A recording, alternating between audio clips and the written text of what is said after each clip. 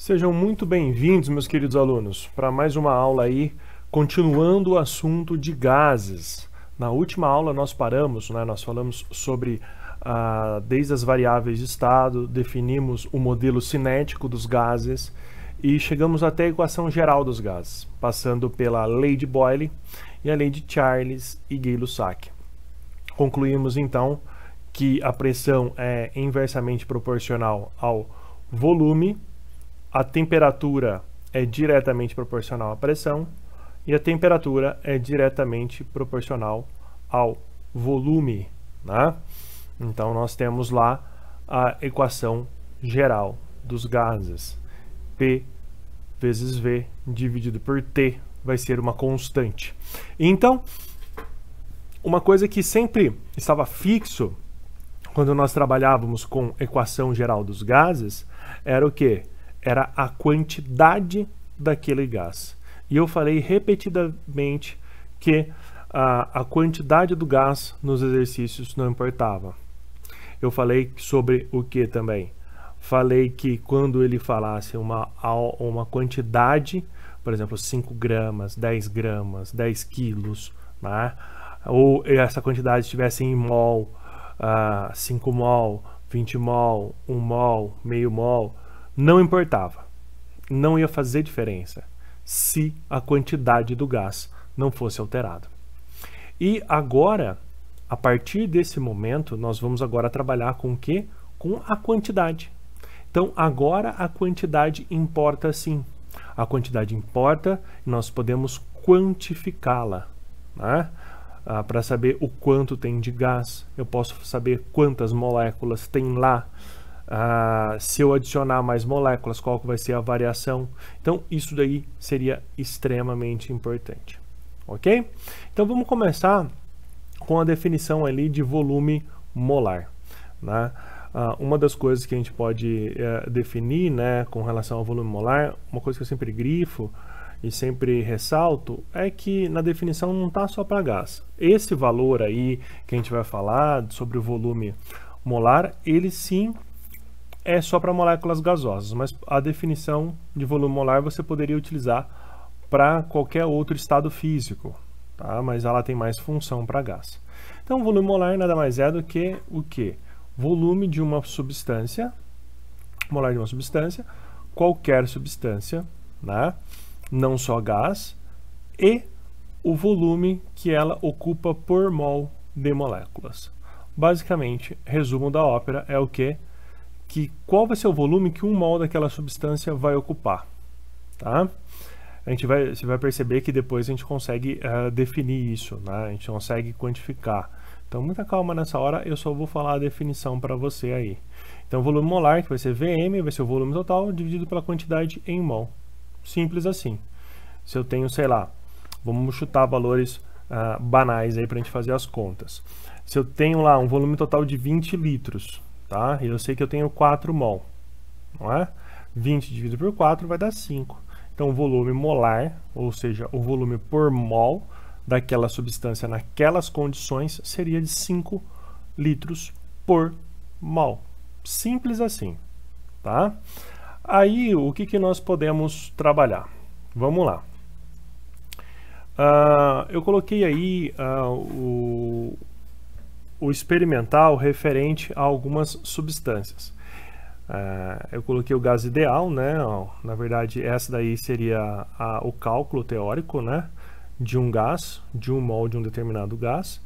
Aí nós temos diversos outros gases para serem comparados. Nós temos lá o argônio, o dióxido de carbono, o nitrogênio, o oxigênio e o hidrogênio.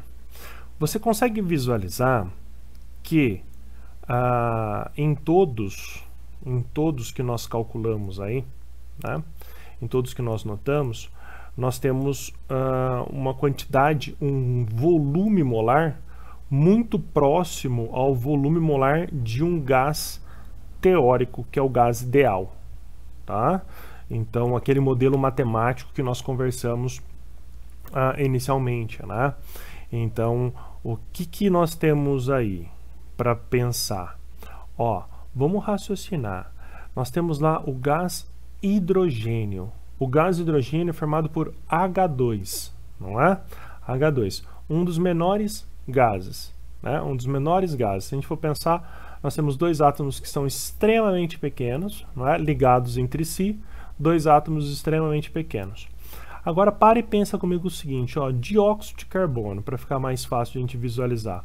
Eu tenho um átomo de carbono e dois átomos de oxigênio. Um átomo de carbono e dois átomos de oxigênio. Essa molécula seria muito, mas muito maior, né, do que o átomo de H2. Do que a molécula de H2. Tá? No caso, então, o que nós podemos ver? Olha lá, dióxido de carbono eu tenho lá 22,26 litros por mol. Enquanto o H2, 22,43. Cara, como assim? Como o volume molar ainda é menor, né? A substância é maior, porém o volume molar, ou seja, 1 mol daquelas substâncias, ou seja, 6 vezes 10 a 23 moléculas de dióxido de carbono tem um volume menor do que 6 vezes 10 a 23 moléculas de gás hidrogênio. Isso não faz sentido nenhum, professor. Calma, muita calma nessa hora, né? Lembra que nós falamos sobre interação intermolecular, isso influencia muito, não é? Mas o grande fator que a gente pode analisar é justamente, e isso vai estar relacionado com o princípio de Avogadro, né? Vamos parar, antes de ler o que viria a ser o princípio de Avogadro, a gente vai fazer uma comparação aqui no esqueminha que o professor fez, tá? Qual que é a ideia? Lembra que nós conversamos que a distância média entre as moléculas de um gás, ela é grande, não é? Ela é grande. Se a distância média entre as moléculas é grande, significa que a gente pode simplesmente desprezar o tamanho da molécula. Tanto que a gente falava de modelo cinético, no qual as moléculas, elas são consideradas pontos. Elas são pontuais. O que significa isso? Não tem volume, tá? A molécula não tem volume. Cuidado para você não se confundir com volume molar. A molécula você desconsidera o volume dela. Legal? Você desconsidera o volume dela. Porém, na hora que você junta várias moléculas, essas várias moléculas terão volume. Tá? Elas terão um volume, que seria o volume molar se a gente tiver 1 mol ali. Ou se tiver mais do que 1 mol, a gente consegue mais ou menos de 1 mol, a gente consegue calcular, fazendo aquela razãozinha ali. Tá? Mas vamos voltar para a nossa linha de raciocínio. Então, se o tamanho da molécula, presta atenção no tamanho da molécula aí, se o tamanho da molécula ele muda, a distância entre as moléculas praticamente não. Entendeu a lógica? Então, se o tamanho vai mudar e a distância praticamente não, o volume molar praticamente não vai ser influenciado, não é? Eu sempre dou um exemplo, por exemplo, de uma distância, para ficar mais fácil, né, de a gente pensar. Você está na sua cidade e você vai para uma cidade vizinha, ou uma cidade um pouco mais distante, e você pega e resolve ir de bicicleta. Legal? Você pensa numa cidade aí que você queira ir, qual que é a distância? Armazenou isso daí na sua cabecinha? Beleza. Você foi de bicicleta, mas quando você foi, obviamente você cansou. Então, para voltar, você voltou o quê? Pegou um ônibus, colocou a bicicleta embaixo, beleza? Colocou a bicicleta embaixo e voltou. Qual que é a distância? Você vai chegar na mesma distância entre as cidades. O que você concorda comigo que você na bicicleta, você ocupa um volume pequeno em comparação com você dentro do ônibus, ou seja, o ônibus. Tá? Então o volume do ônibus é muito maior do que o volume da bicicleta. Porém, como a distância ela é grande entre uma cidade e a outra, isso não interfere. É isso que acontece em gases. A distância entre as moléculas é tão grande que o volume vai ser desprezível. E qual foi a hipótese de Avogadro? Ele fala o seguinte: sob as mesmas condições de temperatura e pressão, um determinado número de moléculas de gás ocupa o mesmo volume independente da sua identidade química. Então, basicamente é o seguinte, o volume está atrelado à quantidade de moléculas gasosas e não quais moléculas gasosas estão lá. Porque a gente vai ignorar o volume da molécula em si. Então, o que importa para a gente é o quê? É quantas e não quais. Entendeu? Para a gente determinar o volume. Para determinar o volume. Então, você percebeu que ele fixou. Nós temos 3 variáveis de estado, não é? Nós temos 3 variáveis de estado. E o que ele fez? Ele foi lá e pegou as duas primeiras, que era pressão e temperatura. Opa, fixou. O que eu fiz? Fui lá e comparei com o quê? Comparei o volume com uma outra variável. Sempre vai ser assim, né? Sempre vai ser assim, porque se eu fixo, se eu tenho 3 variáveis, né? Na verdade, nesse caso seria 4 variáveis agora, né? Que eu tenho a quantidade de moléculas, eu tenho a pressão, o volume e a temperatura. Eu fixei as duas primeiras, fiquei só com 2.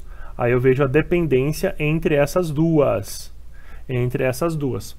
Então, agora continuando a nossa linha de raciocínio, então esse é o princípio de Avogadro. Pressão e temperatura, as duas condições idênticas, se eu tenho volumes idênticos, eu posso afirmar que eu tenho a mesma quantidade de moléculas lá dentro. E não importa o tipo de moléculas. Perceba que nós estamos falando quantidade de moléculas. Nós não estamos falando quantidade de átomos aqui, tá? Então é quantidade de moléculas. Perfeito? Vamos lá então, prosseguindo a nossa linha de raciocínio, que agora vai ficar um pouquinho mais claro para você. Então vamos lá. Os quadrados aí em azul que eu coloquei seria o volume. Perfeito? O quadrado em azul seria o volume. Então você consegue visualizar ali que os volumes são idênticos, né? Pelo princípio de Avogadro. Vamos considerar que a gente tem a mesma temperatura e a mesma pressão, volumes idênticos, eu tenho a mesma quantidade de moléculas. Pessoal, eu tenho a mesma quantidade de átomos, sim ou não? Dá uma olhada aí e pensa por alguns segundos. Pensou? Claro que não, né? Claro que não. Aí você pergunta, professor, olha lá, né? Nós temos ali quantos átomos no primeiro recipiente? Eu tenho, primeiro, quais são as substâncias? Neônio, não é? Metano e amônia. Legal? Quantos átomos eu tenho em uma molécula de metano? 5. Quantos átomos que eu tenho em uma molécula de amônia? 4. Tá? E quantos átomos eu tenho no neônio? Em um neônio? Um só. É um gás nobre, não é? Legal, legal. Então, ó, qual que é a ideia? Então, eu consigo ter a mesma quantidade de moléculas, né? Eu tenho sim a mesma quantidade de moléculas, não tenho? Então, ó, visualiza aqui para mim, ó. Aqui eu vou ter o quê? Aqui eu vou ter 5 átomos, não é? Quantas moléculas eu tenho? Eu tenho 3 moléculas de CH4. Só que eu vou ter um total de quantos átomos? 15. Aqui, quantas moléculas eu tenho? Eu tenho 3 moléculas também. Só que eu tenho um total de 12 átomos ao todo. Então toma muito cuidado com isso. É a quantidade de moléculas. Vamos ver então um exemplozinho que a gente pode utilizar bastante e você vai ter que gravar aí para a gente continuar, tá? Volume molar. Então você tem as duas condições, né? Que é a CNTP e a CATP. CNTP, condição normal de temperatura e pressão. Nessa condição normal de temperatura e pressão, o que seria essa condição? Temperatura de 0 grau Celsius, beleza? E 1 atm. 0 graus Celsius e 1 atm. Nessa condição, o volume molar é de 22,4 litros. Professor, mas de qual gás nós estamos falando? A resposta é de qualquer um dos gases. Qualquer um dos gases, tá? Então, lembra que não importa a identidade do gás. O que importa é a quantidade do gás. E aqui nós estamos falando de volume molar, não estamos falando de volume molar? E o volume molar está relacionado com o que, galera? Com o volume por mol. Então nós estamos fixando o que? Temperatura, pressão, quantidade, não é? Que é de 1 mol. Então o volume vai ser fixo também, né? Então nós estamos relacionando a 4 variáveis, né? Variáveis, e eu estou fixando as 3 primeiras, né? Que é temperatura, eu tenho lá temperatura, quantidade de moléculas e pressão. Consequentemente, o volume também será fixo, né? Que seria de 22,4 litros. Legal? Aí, o que nós vamos fazer? Nós vamos alterar agora para outra condição. Perceba que eu aumentei o volume aqui. Essa condição seria a condição ambiente de temperatura e pressão, tá? Na condição ambiente de temperatura e pressão, nós temos 25 graus Celsius agora ao invés de 0 e pressão de 1 atm ainda. Você pode ver que a gente tem um aumento ligeiro do volume, né? Do volume. Agora vamos lá. Professor, eu preciso decorar isso? É triste, né? É triste quando o professor fala que tem que decorar. Na maioria esmagadora das vezes, você não vai precisar decorar. Você não vai precisar decorar, não, tá? Porque depois você vai ver só que você consegue correlacionar o volume molar com a equação de Clapeyron, que essa daí você vai guardar, né? E você consegue resolver tudo pela equação de Clapeyron. Mas, para que a gente vai usar o volume molar então, professor? Caso a gente precise agilizar. O exercício, às vezes, ele te passa o valor. E, por incrível que pareça, o valor que ele pode te passar, né, pode ser diferente dos valores que o professor acabou de colocar. Por exemplo, ele vai lá e coloca para você que a 25 graus Celsius e 1 atm o volume molar é 25 litros. Por que ele fez isso? Para facilitar as contas. Então, você usa a variável, o valor que ele te passar. Combinado? O valor que ele te passar você vai utilizar. Então vamos continuar lá. Então essas são as duas condições. Vamos dar um exemplo, né? Volume molar. Perceba o seguinte, ó, o professor foi lá e colocou 44 gramas de CO2. 44 gramas de CO2. Legal. O que significa 44 gramas de CO2? 1 mol de CO2, né? 1 mol de CO2 que é a massa molar dele. Então, qual que é a leitura que você vai fazer? 44 gramas de CO2 na CNTP, ou seja, a 0 graus Celsius e 1 atm, ocupa um volume de 22,4 litros. E 44 gramas de CO2 na CATP ocupa 24,6 litros. Ponto. Você pode fazer uma regrinha aí, né? Fazer aquela partezinha de... Lembra que você fez massa molar? Não foi? Você não fez uma partezinha de massa molar? Então, agora você está relacionando a massa molar com volume. Isso só funciona para gases, tá? Esses volumes que eu estou passando para vocês. E se eu mudar a substância? Olha lá que legal. Mudei a substância agora. Poxa, 44 gramas eu tinha de CO2. Agora, 4 gramas de hélio corresponde a 1 mol de hélio. Então, o que nós teremos? Nós teremos para 4 gramas na CNTP os mesmos 22,4 litros. Enquanto na CATP nós teremos o que? 24,6 litros. Então perceba aqui, ó, que eu estou variando a quantidade e estou variando a substância. Só que quando acontece isso, eu ainda continuo tendo que a mesma quantidade de substância. Aqui eu tenho 1 mol de CO2 e aqui eu tenho 1 mol de hélio. 1 mol de CO2, 1 mol de hélio. Então, Cuidado também com relação à massa. A hipótese de Avogadro não está relacionando massa, e sim o que? Quantidade de substância. Quantidade da substância. Então, é a quantidade que importa. Combinado? Aqui o professor colocou um exemplo, né? Sobre explosivos com relação ao volume, só para você ter uma ideia, né? Porque o que viria a ser um explosivo? Um explosivo nada mais é do que uma substância que reage de forma extremamente rápida, de forma, olha que genial, explosiva, não é? E você vai ter uma geração de gás muito grande.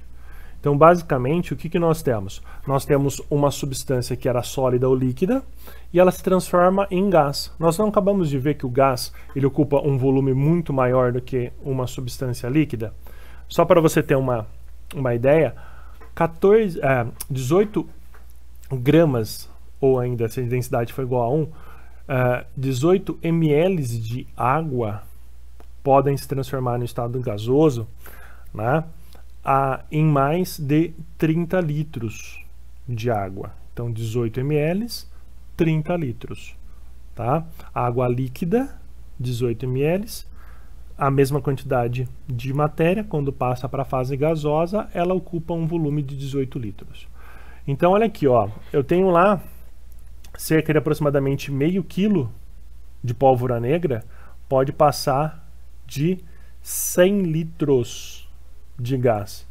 Então, meio quilo, 100 litros de gás, de forma repentina, pum, aquela explosão, aquela onda de choque, né? Pelo deslocamento da massa gasosa que nós temos, né? Que nós temos ar também, né? Ainda bem que nós temos ar na atmosfera.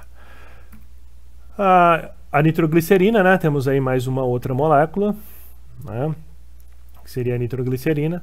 Os mesmos aproximadamente aí meio quilo podem agora se transformar em mais de 350 litros. Então a expansão, a quantidade de moléculas gasosas aqui no produto, ó, é muito mais monstruosa, ou seja, eu tenho todas as substâncias aqui no estado gasoso, né? Isso vai gerar uma onda de choque ainda mais forte do que a pólvora negra. Vamos lá então, pessoal, agora para a resolução dos exercícios, né? A gente vai colocar alguns exercícios aqui para vocês, só para a gente aplicar o que a gente viu até o momento, tá? Então vamos falar ali do volume molar, né? Ele fala o seguinte, que a gente tem 3 balões contendo H2, N2, O2, conforme ilustrado a seguir. Né? Então o que a gente consegue visualizar? Primeira informação que ele dá é que os balões eles têm o mesmo volume. Então olha lá. Ele tem o mesmo volume. O que você pode supor? Até o momento nada. Tá? Até o momento nada. Vamos continuar. Considerando que os gases estão sob a mesma pressão de um ATM e a mesma temperatura. Poxa, acabou o exercício. Acabou o exercício. Por quê? Eu tenho as 4 variáveis, não tenho? Eu tenho lá volume, temperatura, pressão e quantidade de moléculas. Não é? Então, se eu tenho a mesma pressão, o mesmo volume e tenho a mesma temperatura, isso significa que a quantidade de moléculas ela vai ser idêntica. Vai ser idêntica com relação aos 3 balões. Então nós temos lá, assinale a alternativa com um número possível de moléculas de H2, N2 e O2 contidas nos balões. Professor, mas ele não deu a pressão, ele não deu a temperatura. Poxa, é só você olhar a alternativa e ver a alternativa que tenha a mesma quantidade de moléculas e mais nada, tá? E mais nada. Então você olhou lá a quantidade de moléculas idênticas, vai ser a alternativa. A alternativa A não pode ser porque as quantidades são diferentes, a alternativa B não pode ser porque as quantidades são diferentes, a alternativa C, tá? Professor, e se tivesse duas alternativas com as mesmas quantidades? O aluno sempre solta uma dessa, né? Não daria para resolver, tinha 2 alternativas que poderiam ser possíveis, tá? Então, a alternativa C seria a resposta para esse exercício. Mais um exercício só para a gente pegar e treinar, só para ver como que a gente vai utilizar ali a massa molar, tá ok? Então vamos por partes, né? Vamos ler o exercício inicialmente. Ele fala o seguinte: as 355 gramas de um certo gás Xn, ou seja, eu tenho um gás que é formado por X, né? Só que eu não sei quantas vezes esse X, esse átomo de X, se repete. Então, ocupam um volume de 112 litros, medidos na CNTP. Se a massa atômica de X é 35,5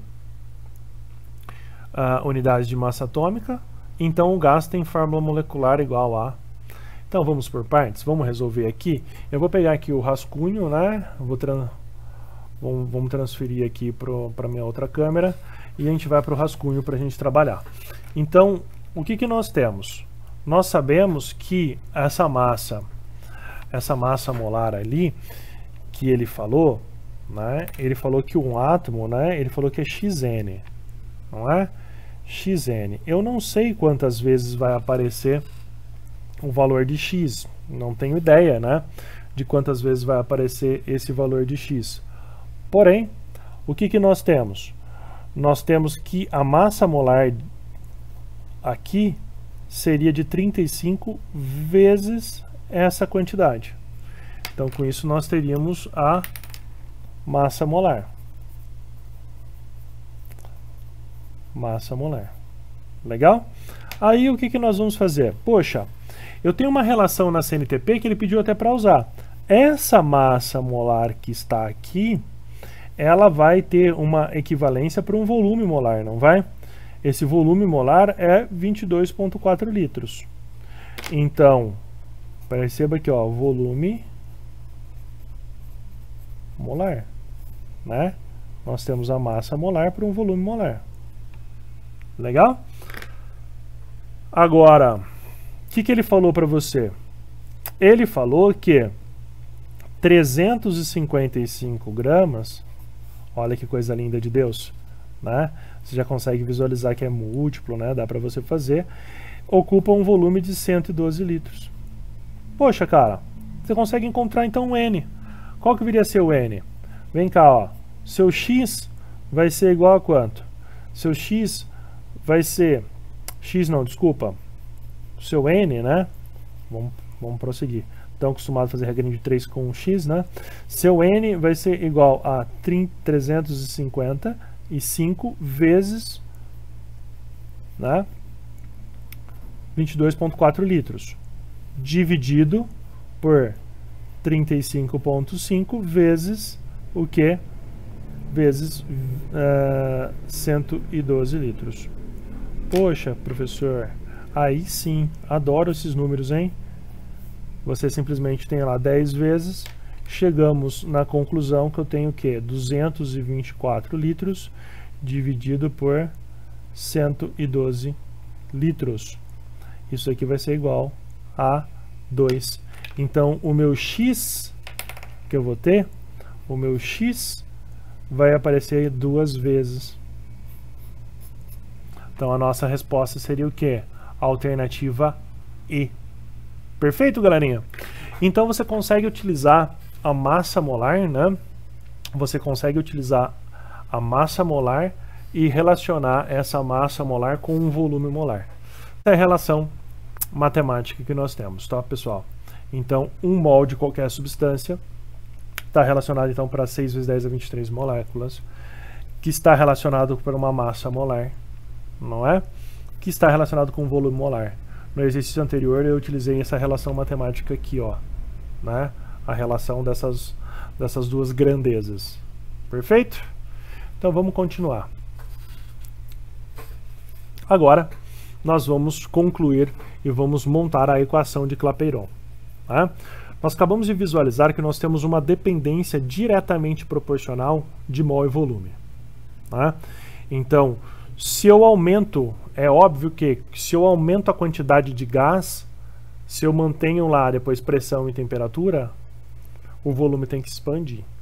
Então a ideia é quando você vai lá e enche uma bexiga, por exemplo. Você está enchendo uma bexiga, você está soprando uma quantidade maior de gás ali para ela encher, não é? A quantidade de matéria mol, então, ela é diretamente proporcional ao volume que a mesma massa ocupa. Isso quando a gente for falar numa mesma pressão e temperatura. Nós também podemos relacionar que mol e pressão também vai ser diretamente proporcional. Se agora eu fixar o volume, não deixar esse volume aumentar, o que acontece com a pressão se eu colocar mais gás lá dentro? A pressão vai aumentar. Esse daí é o princípio de quando você vai lá e vai encher, por exemplo, vai calibrar um pneu. Tá? Vamos supor que esse pneu esteja com uma calibragem menor, uma pressão menor do que a quantidade que ele deveria ter. O volume, o pneu, vamos imaginar então que esse pneu também ele não tem uma variação tão grande de volume. Tá? Ele não pode estar murcho no chão ali, né, que aí vai variar esse volume. Só que o que acontece na hora que você vai lá calibrar o pneu? A máquina joga gás para dentro, né? O ar para dentro para o quê? Para aumentar a quantidade de moléculas gasosas para aumentar a pressão. Então a pressão ela vai ser diretamente proporcional à quantidade de moléculas de gás que está lá dentro, né? Então a quantidade, sempre a gente vai expressar uma quantidade em mol. Então pela equação de Clapeyron, nós temos lá, você concorda comigo que a pressão vezes o volume é uma constante, segundo a lei de Boyle, não é? Se eu tenho lá a pressão, o volume dividido pela temperatura através da lei de Charles e Gay-Lussac, dá uma outra constante, não é? E nós vimos através do volume molar que o volume total dividido pela quantidade de matéria sempre vai dar o volume molar, não é? Que é uma terceira constante. Operações matemáticas entre constantes te dá uma outra constante. Essa outra constante, que é determinada aí como R, né, é a constante universal dos gases, né, que seria a constante universal dos gases.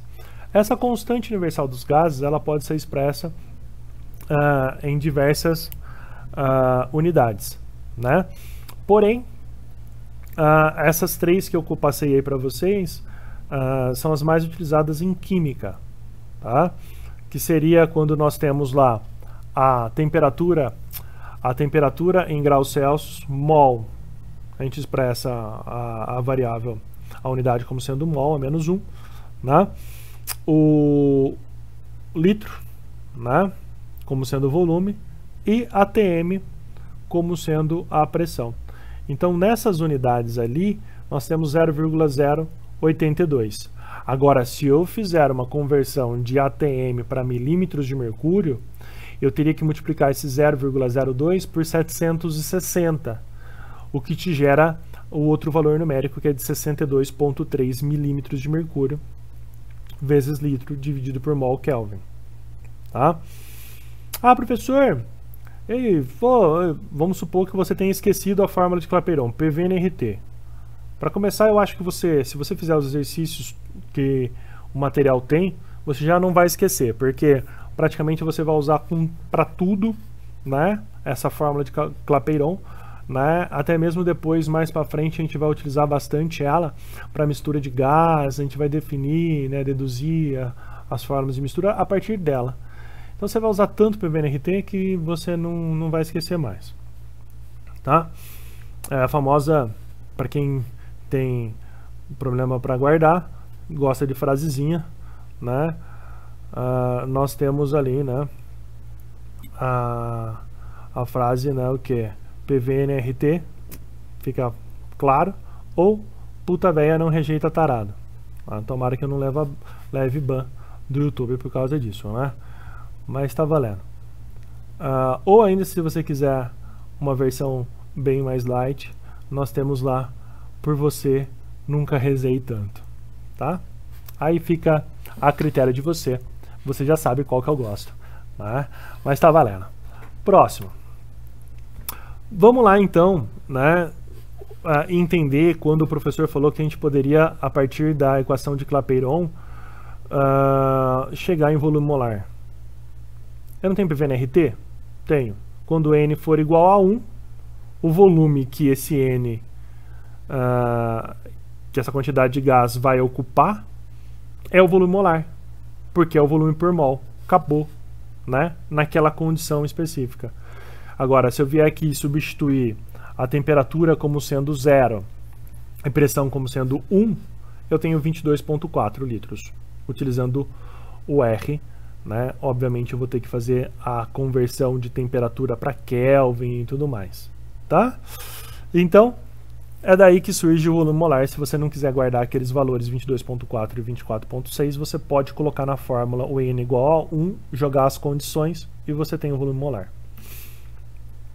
Agora, eu posso desmembrar ali o PV/NRT utilizando a equação de mol, né? N, né?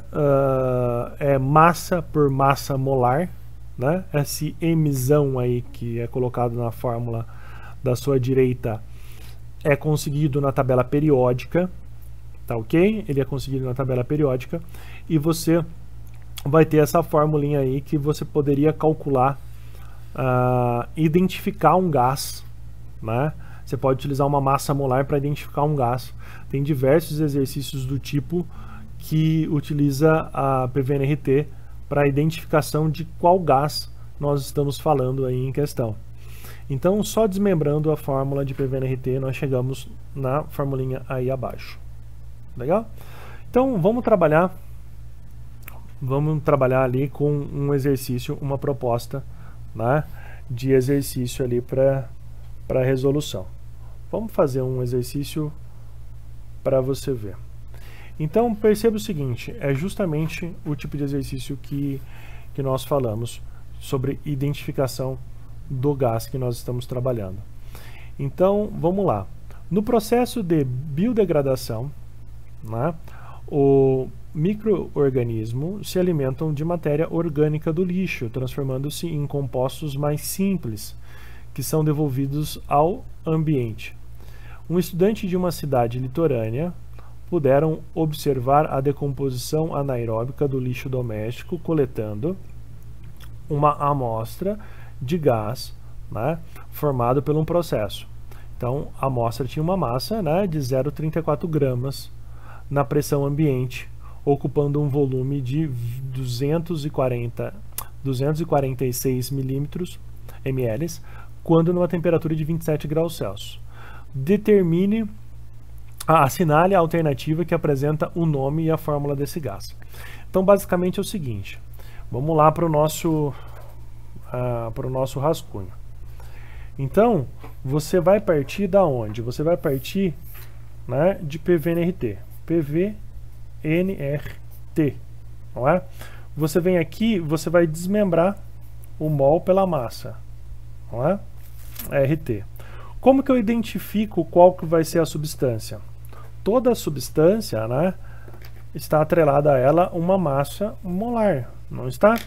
Então, o que eu vou fazer? Eu vou simplesmente pegar e vou isolar. Eu tenho Mzinho RT dividido por PV. Legal? Qual que foi a massa que ele falou para você? Foi uma massa de 0,34 gramas, não é? Vezes o R eu vou usar em ATM, 0,082.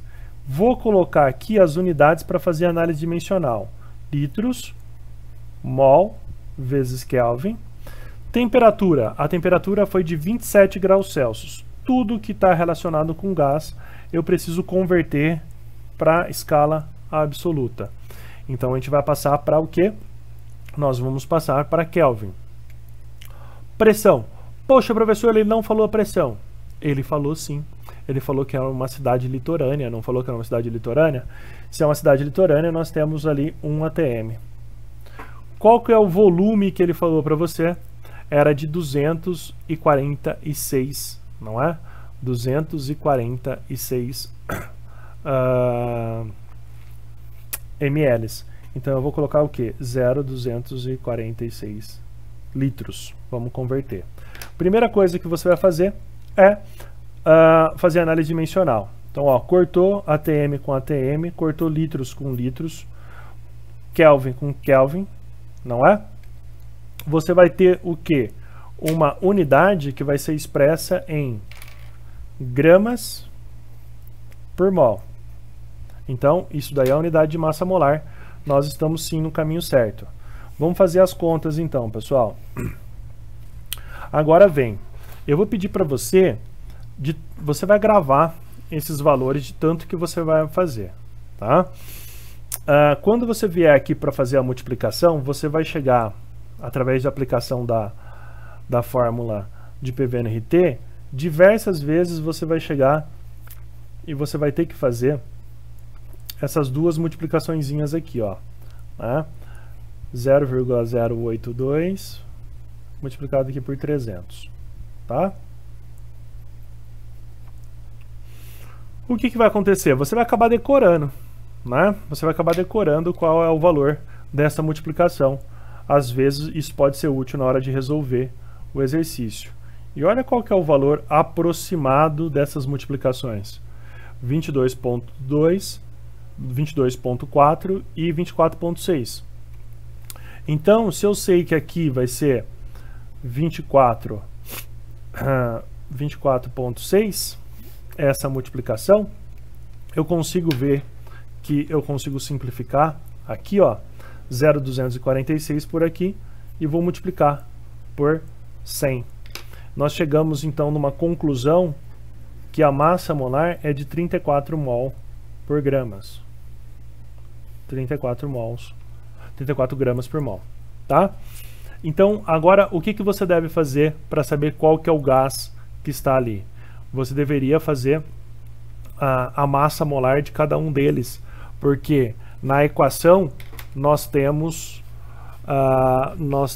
sim, né? Nós temos sim a fórmula molecular. Nós temos o metano, que tem uma massa molar que é de 16, né? Nós temos o CO2, que tem uma massa molar que é de 44, não é? Nós temos o O2, que tem uma massa de 32. Nós temos o dióxido de nitrogênio, então vai ser 36 mais 14, 32 mais 14, que vai dar 46. E nós temos uma fórmula, a fórmula do sulfeto de hidrogênio, que é H2S. O S tem uma massa de 32, o H, 1, 2 vezes 1, 2 mais 32, 34. A alternativa correta seria a alternativa E, tá? Então aí está um exercício só para a gente aplicação da fórmula e para a identificação do gás, para você entender.